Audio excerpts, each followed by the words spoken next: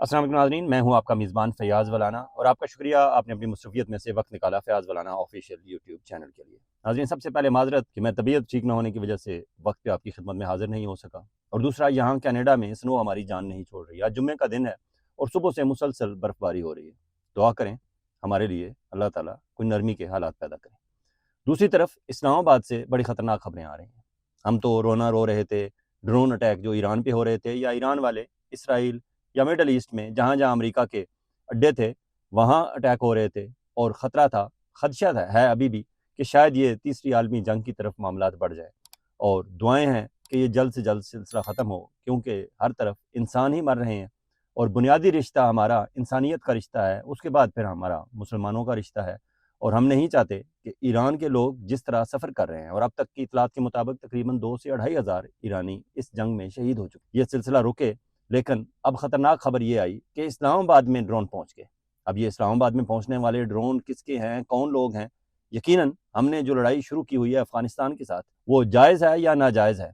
अब शुरू हो गई तो अब तो लड़ना पड़ेगी, और अगर उस लड़ाई में हम कामयाब नहीं हो पा रहे तो ये हमारी एक बहुत बड़ी नाकामी है। जब हमारे पास पाकिस्तान की एयरफोर्स दुनिया की बेहतरीन एयरफोर्स है और हमारा एयर डिफेंस सिस्टम भी बहुत अच्छा है, तो फिर ये कैसे हो रहा है कि आज I-8 इस्लामाबाद, I-9 इस्लामाबाद और मार्गरा हिल्स में 3 ड्रोन मार गिराए गए, और एक ने तो बाकायदा किसी बिल्डिंग पर आकर वो हिट भी किया उसने और नुकसान भी पहुंचाया, और उस इलाके में खौफ और हरास फैला, लोगों के शीशे टूटे और धमाके से आवाज़ भी सुनी गई। अब ये I-9, I-8 या मार्गला हिल्स का अगर डिस्टेंस देखा जाए तो कबायली इलाकों का शुबा ये है कि पाकिस्तान और अफगानिस्तान की जंग जारी है, और वो बॉर्डर एरियाज़ में प्रॉब्लम्स हैं, वहाँ प्रॉब्लम क्रिएटर्स मौजूद हैं, दहशतगर्द हैं, जिन्हें हम तहरीक तालिबान पाकिस्तान कहते हैं या तहरीक तालिबान अफगानिस्तान है, दाइश है, आइसिस है, कोई भी है, हमारे लिए दहशतगर्द हैं, टैग वो जो मर्जी है लगाएं। अगर खदशा है उनके बारे में कि ये पाकिस्तान के border area, Afghan Pakistan border area की तरफ से ड्रोन ये उड़ाए गए हैं, तो वहाँ का डिस्टेंस देखा जाए तो ज़मीनी डिस्टेंस तकरीबन 250 किलोमीटर है, जबकि एरियल डिस्टेंस जो फ़िज़ाई डिस्टेंस है वो 180 और 190 किलोमीटर है। अब 180 और 190 किलोमीटर का सफ़र तय करके अगर 3 ड्रोन इस्लामाबाद पहुँच गए हैं, और बाद इतलात के मुताबिक कि कुछ कोहाट में भी गिरे हैं, और 1 दर्जन भर कहीं से उड़ाए गए हैं नामालूम मकाम से, अगर ये इस तरह की एक्टिविटी हो गई है तो हमारी एयरफोर्स, हमारा एयर डिफेंस सिस्टम, ये सारे खामोश क्यों थे? 180 किलोमीटर, 190 किलोमीटर एरियल डिस्टेंस उन्हें तय क्यों करने दिया गया? उन्हें इस्लामाबाद I-8, I-9 और मार्गरा हिल्स तक पहुंचने क्यों दिया गया? अगर वो I-8, I-9 और मार्गरा हिल्स पहुंच सकते हैं तो इसका मतलब है हमारा प्रेसिडेंट हाउस, हमारा प्राइम मिनिस्टर हाउस और हमारी पार्लियामेंट और हमारे इस्लामाबाद में दीगर अहम और हसास मकामात उनके निशाने पे हैं, उनकी पहुंच में है, उनकी रसाई में है। I-8 और I-9 से प्रेसिडेंट हाउस और प्राइम मिनिस्टर हाउस का कितना डिस्टेंस है? ये हमारे अहले दानिश के अलावा अहले हुकूमत और अस्करिया वालों के लिए सोचने का मकाम है कि ये नहीं होना चाहिए। अगर इस्लामाबाद में दहशतगर्दों के ड्रोन पहुंच गए हैं तो फिर ये एक बहुत बड़ा सवाल या निशान है। आज शाम से पहले कल तक DG ISPR साहब को प्रेस कॉन्फ्रेंस करनी चाहिए, बताना चाहिए कि हम क्यों नहीं रोक सके इन ड्रोन्स को। और अगर अफगानिस्तान, जिसका टेक्नोलॉजी के हिसाब से हम समझते हैं दुनिया के किसी हिसाब किताब में ही नहीं है, अगर अफगानिस्तान में बैठे हुए चंद जाहिल किस्म के दहशतगर्द इस तरह के ड्रोन टेक्नोलॉजी से फ़ायदा उठाते हुए इस्लामाबाद पहुंच सकते हैं, तो अल्लाह ना करे हमारी कल अगर जंग किसी के साथ लगे, जिस तरह की अमेरिका और ईरान की जंग लगी हुई है, और हमने डिफेंस मुआहदा किया हुआ है सऊदी अरब के साथ। सऊदी अरब वाले हमें तलब कर चुके हैं, हमारे प्राइम मिनिस्टर को, हमारे चीफ ऑफ आर्मी स्टाफ को, कि हजूर आपने डिफेंस मुआहदा किया था, हाजिर हों, पेश करें अपना सीना, अपनी छाती, और गोलियां खाएं। हम सफ़र कर रहे हैं और हम उन्हें वादे करके आते हैं लंबे चौड़े कि आप फिक्र ना करें, बस थोड़ा सा हमें कशकोल आगे करते हैं कि $5 अरब वो वाले और $5 अरब वो, $10 अरब ज़रा हमारी तरफ खिसका दें, तो फिर हम आपका डिफेंस करेंगे, और डिफेंस मुआहदा जो हमने किया हुआ है उस पर हम खड़े भी हैं। लेकिन ये भी एक कमाल है कि जिनके कहते हैं पंजाबी में कि मातम वाले घर से सालन लेना भी एक आर्ट है। सऊदिया पे अटैक हो रहे हैं, वो परेशानी के आलम में है, और हमने उस परेशानी के आलम में उन्हें ढारस बनाने के बजाय हमने अपना कशकोल आगे कर लिया, हमें उनसे सालन मांगने चले गए। चले, ये शहबाज शरीफ साहब का कमाल है, इसका क्रेडिट उन्हें देना चाहिए। अब इस सूरत में हम सऊदिया वालों को क्या मुंह दिखाएंगे कि हमारे तो अपने ड्रोन इस्लामाबाद तक पहुंच गए, और अगर ये उनके नहीं थे तो फिर किसके थे? अब इसकी वजाहत होनी चाहिए कि ये ड्रोन किसने उड़ाए, कहां से उड़ाए, और कैसे ये 180 और 190 किलोमीटर का एरियल सफर तय करके इस्लामाबाद पहुंचे। रास्ते में कोई रुकावट नहीं थी, किसी ने नहीं रोका, किसी एयरफोर्स ने नहीं रोका, किसी एयर डिफेंस सिस्टम ने उन्हें नहीं इंटरसेप्ट किया, और वो इस्लामाबाद पहुंच गए कामयाबी से। और दूसरी सूरत फिर शक ये भी होगा कि ये कोई फॉल्स फ्लैग ऑपरेशन तो नहीं था 9 मई की तरह का, क्योंकि 9 मई में तो PTI वालों को इसी तरह फंसाया गया था ना, कि पीटीआई वालों को घेर घार के वहाँ असास मकामात पर ले जाया गया और उसमें शामिल हो गए पीटीआई के मुजाहिरीन में से, वो गुल्लू भट्ट मुस्लिम लीग नून के हों या किसी और अहम इदारे के लोग हों, शामिल होकर 9 मई करा दिया गया पीटीआई वालों से और आज तक पीटीआई वाले उसे भुगत रहे हैं। अब दोबारा अगर इमरान खान रिहाई फोर्स जो सोहेल अफरीदी ने अनाउंस की हुई है, अगर कहीं उसकी रजिस्ट्रेशन हो रही है और वाकई इमरान खान रिहाई फोर्स वाले कुछ करना चाहते हैं, और अब आज प्रेस कॉन्फ्रेंस भी की है, सोहेल खान अफरीदी ने भी, उनके साथ बाबर रहमान भी बैठे हुए थे और भी लोग बैठे हुए थे और बड़ी जज्बाती किस्म की तकरीरें की गई, जुनैद अकबर भी थे और उन्होंने कहा कि बस अब हमारे इमरान खान की सेहत के हवाले से हमें सड़कों पर निकलना पड़ेगा और बड़ी हार्श उनका स्टांस था। अब समझ नहीं आती, सोहेल खान अफरीदी और जुनैद अकबर तो समझ आते हैं, अहम ओहदों पर बैठे हुए हैं, अहम जिम्मेदारियां उनकी, ये बाबर रहमान अचानक कहाँ से मेन स्टेज पे आ गए और अपीयर हो गए और उन्होंने आके सख्त किस्म की तकरीरें करनी शुरू की। बाबर रहमान और एक और इनके साथी थी जो बेनज़ीर के कैबिनेट में होते थे, अब इस दुनिया में नहीं, उनका नाम नहीं लेते, लेकिन इमरान खान की शहादत के बाद भी यही 2 किरदार थे जो मोहतरमा बेनज़ीर भुट्टो की डेड बॉडी लेकर हॉस्पिटल भागते फिरते रहे और उसके बाद मोहतरमा बेनज़ीर भुट्टो इस दुनिया में नहीं रही और उनका प्रॉपर वक्त पे हॉस्पिटल नहीं पहुंच सकी और उनका ट्रीटमेंट नहीं हो सका। इस तरह के मशकूक किरदार अचानक मेन स्टेज पर कैसे आ जाते हैं और फिर चिकनी चुपड़ी बातों से पाकिस्तान तहरीक इंसाफ के भोले रहनुमाओं को भी शीशे में उतार लेते हैं और फिर जब बोलने पे आते हैं तो इस तरह बोलते हैं जैसे सब कुछ इनके हाथ में है और इतना सख्त स्टांस लेते हैं जिसका पाकिस्तान तहरीक इंसाफ की पॉलिटिकल कमेटी से शायद उन्होंने अप्रूवल भी नहीं ली हुई होती।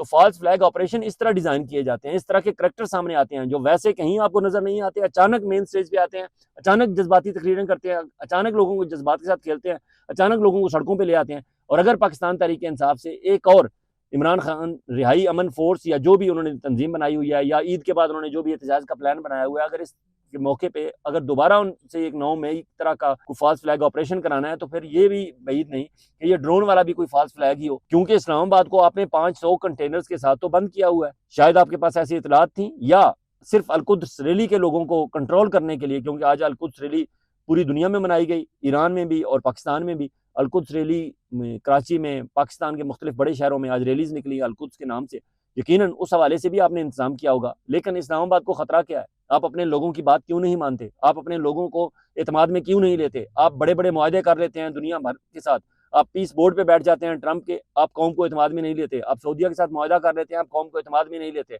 अब आप वहाँ गए हैं और आपकी इंतहाई रिस्ट्रिक्टेड मीटिंग थी, उसको बाकायदा ऑफिशियली सऊदीया वालों ने जब डिस्क्लोज किया उस मीटिंग को, तो उसमें रिस्ट्रिक्टेड का लफ्ज इस्तेमाल किया गया। मतलब पाकिस्तान के प्राइम मिनिस्टर, पाकिस्तान के फील्ड मार्शल आसिम मुनीर और पाकिस्तान के डिप्टी प्राइम मिनिस्टर इसहाक डार, 3 बंदे सिर्फ मौजूद थे। ना कोई हमारा सेक्रेटरी था, ना कोई फॉरेन ऑफिस का बड़ा अफसर था, ना हमारा DGI था, ना कोई और जिम्मेदार आदमी था। सिर्फ 3 बंदे बैठ के पता नहीं क्या मुआहदा करके आ गए हैं, पता नहीं क्या वादा करके आ गए हैं, पता नहीं कितना क्या सौदा करके आ गए हैं पाकिस्तानियों का। क्योंकि ओवरसीज पाकिस्तानी जो सऊदीया में रहते हैं 25 लाख के करीब बताए जाते हैं, उनके बारे में तो क्लियर हो गया कि उनका सौदा यूं करके आई है ये गवर्नमेंट के, उनकी अगर हमें जो लोन दे रहे हैं, जो कर्ज दे रहे हैं, जो रोल ओवर के लिए पैसे दे रहे हैं, फॉरेन एक्सचेंज रिजर्व्स रखने के लिए पैसे दे रहे हैं, अगर हमने वक्त पे वापस ना किए तो यहाँ जो लोग मुलाजमतें करते हैं उनके अकाउंट से उनकी तनख्वाहों के पैसे काट लीजिएगा। इस हद तक तो आप बेच के आ गए हैं पाकिस्तानियों को, स्पेशली ओवरसीज पाकिस्तानियों को। अब हमें क्या पता आप क्या करके आए हैं। और फिर अगर इन हालात में इस्लामाबाद में ड्रोन पहुंच रहे हैं तो यकीन माने आप कौम को एतमाद में लेना पड़ेगा। और एतमाद में लेने की पहली शर्त यह होगी कि पाकिस्तान का मकबूल तरीन सियासी रहनुमा इमरान खान, उसके साथ डील ना करें, उसे डील ना दें, उसे सिर्फ इंसाफ दे दें, अदालतों को आज़ाद छोड़ दें और अदालतों को कहें कि फैसले इमरान खान के आज़ादाना करें। अगर इतना कर दें, यकीन माने ये कौम आपके पीछे खड़ी हो जाएगी। उसके बाद आप बड़े से मुश्किल इम्तिहान में भी अपने आप को डाल लेंगे, बड़े से बड़े पहाड़ के साथ टकरा जाएंगे, कौम आपके साथ पीछे खड़ी होगी और कौम आपके बारे में शूक व शुबहात का इजहार नहीं करेगी। उस वक्त तक जब तक आप कौम को एतमाद में नहीं लेते, फॉल्स फ्लैग ऑपरेशन हो या ना हो, लोग कहेंगे ये ड्रोन आए कहाँ से, अगर आए हैं तो रास्ते में रोके क्यों नहीं गए, क्या यहाँ से उड़ाए गए, क्या ये कोई इंटरनल कोई कहानी है? अगर यहाँ से नहीं उड़ाए गए, दुश्मनों ने ही भेजे हैं, तो दरमियान में रोके क्यों नहीं गए? और अगर ना रोकने में कहीं किसी की गफलत है तो उनके खिलाफ एक्शन क्या लिया गया? चलें आगे बढ़ते हैं। और दूसरी तरफ हमारे लिए खतरनाक खबर यह है, एक भारत के एक जर्नैल हैं, वो क्या कह रहे हैं, सुने। The Indian audience that India is fully helping Israel and US in putting an end to terrorist Iranian regime. Just like Israel's end goal of Greater Israel, our end goal remains Akhand Bharat.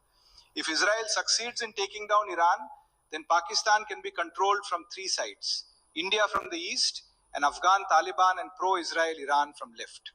This is the Indian route to take back Akhand Bharat. ये भारतीय जर्नैल कह रहे हैं कि हम India भरपूर Israel और America की हमायत कर रहा है, उनकी मदद कर रहा है, और अगर ईरान को टेक ओवर कर ले इसराइल और अमेरिका तो फिर हम पाकिस्तान पे 3 तरफ से हमला कर सकते हैं और अखंड भारत बना के रहेंगे। ये इंडियन आर्मी के जर्नैल कह रहे हैं, और हमारे हुक्मरानों को अभी भी अकल नहीं आती। ये अभी भी लड़ाई झगड़े में पड़े हुए हैं कि जी इमरान खान मकबूल क्यों है। और भाई उसका स्टांस लोगों को पसंद आया है, उसका नजरिया, उसकी सोच, उसका विजन, वो जो करना चाहता है सियासत में, पाकिस्तान के मुस्तकबिल के हवाले से पाकिस्तान की यूथ को उसने अपने आप के साथ टो किया हुआ है। और पाकिस्तान की यूथ जिनके बारे में दुनिया को बताते हुए हम फख्र से कहते हैं कि हमारे यहाँ 65% यूथ है अंडर 30 ईयर्स ऑफ एज, फख्र से आप बताते हैं। लेकिन आप अगली बात नहीं बताते कि 65% पाकिस्तान की जो यूथ है अंडर 30 ईयर्स ऑफ एज, उनकी 90% वो इमरान खान के साथ खड़े हैं। और इमरान खान उन्हें कहे दिन है, वो कहते हैं दिन है। इमरान खान कहे रात है, तो वो कहते हैं रात है। क्यों? कि इमरान खान के साथ आप ज्यादती करते हैं। आप इमरान खान को आज रिहा कर दें, आज़ादी दे दें। इसी तरह जिस तरह बाकी पाकिस्तान की पॉलिटिकल पार्टीज और पॉलिटिशियंस को आज़ादी है, तो इमरान खान जब बाहर लोगों में फिरेगा, घूमेगा, तकरीरें करेगा, अपना स्टांस देगा, तो फिर लोग उस पर तनकीद भी करेंगे। इस वक्त तो आपने मजलूम बना के उसे जेल में रखा हुआ है, इसलिए उन पर कोई बंदा तनकीद कर ही नहीं सकता। आप 2 लफ्ज उनके खिलाफ बोलें, लिखें, आप पीटीआई वाले आप पे चढ़ दौड़ते हैं कि आप उसके साथ जुल्म हो रहा है और आप उसके खिलाफ बातें कर रहे हैं।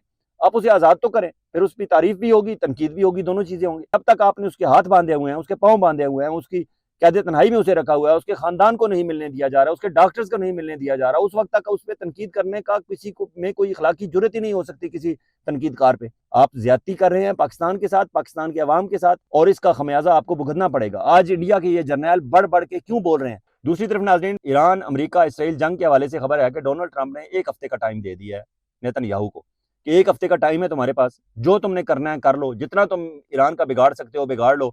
1 हफ्ते के अंदर अंदर अगर तुमने कुछ अपना रिजल्ट अचीव ना किया, we have to go back. America वापस चला जाएगा। अमेरिका इस वक्त तकरीबन डोमेस्टिकली इतना प्रेशर है उस पर, और फिर ईरान ने जो काम किया है कि इकोनॉमिकली हिट किया है अमेरिका को और अमेरिका के इत्तेहादियों को और दुनिया भर को। अब इकोनॉमिकली सिर्फ अमेरिका सफर नहीं कर रहा, पूरी दुनिया सफर कर रही है, और खसूसन मिडल ईस्ट के कंट्रीज सफर कर रहे हैं। इसलिए मिडल ईस्ट के कंट्रीज एक एक करके अब पीछे हट रहे हैं अमेरिका से, और अमेरिका को बता रहे हैं कि we are no more in this game. इसलिए अब डोनाल्ड ट्रंप को आखिरी सिरा नजर आ गया है, और वो यकीनी शिकस्त है। इसलिए डोनाल्ड ट्रंप ने, गुज़श्ता रोज की इतलात है कि डोनाल्ड ट्रंप ने 1 हफ्ते का टाइम दे दिया है नेतन्याहू को, इसराइल के प्राइम मिनिस्टर को, कि तुम्हारे पास का 1 हफ्ते का टाइम है, जो टारगेट तुमने 1 हफ्ते में अचीव करने हैं कर लो। तुमसे हो गए तो ठीक, ना हुए तो खुदा हाफिज, हम आपके साथ नहीं हैं, हम आपके पीछे से हट जाएंगे। हालांकि वो हटेंगे नहीं, लेकिन कम अज कम उन्होंने एक टारगेट दे दिया है। इससे ये जाहिर होता है कि अमेरिका वाले ये जंग ज़हनी तौर पर हार चुके हैं, अब सिर्फ उन्हें वापसी का रास्ता चाहिए। और नेतन्याहू, क्योंकि वो कहते थे कि हमने बहुत सारे काम, बहुत सारे इनिशिएटिव लिए हुए हैं, उन्हें ज़रा किसी टारगेट, किसी नतीजे पर पहुंचने दें, इसलिए डोनाल्ड ट्रंप ने उन्हें 1 हफ्ते का टाइम दिया है। उधर नाज़रीन, ईरान के सुप्रीम लीडर आयतुल्लाह खमीनी, उनका पहले बताया गया था कि उनका वीडियो पैगाम है, अब बताया जा रहा है कि शायद उनका रिटर्न मैसेज था, जिसमें उन्होंने वाजे किया है कि मेरे वालिद, मेरी वालदा, मेरी बहन, मेरे बेटे, मेरी भांजी और मेरी बीवी को शहीद कर दिया गया है, लेकिन मैं सब्र करूंगा। अल्लाह मुझे सब्र दे, सब्र के साथ तकलीफ बर्दाश्त करूंगा, शुहदा के खून का हिसाब लिया जाएगा।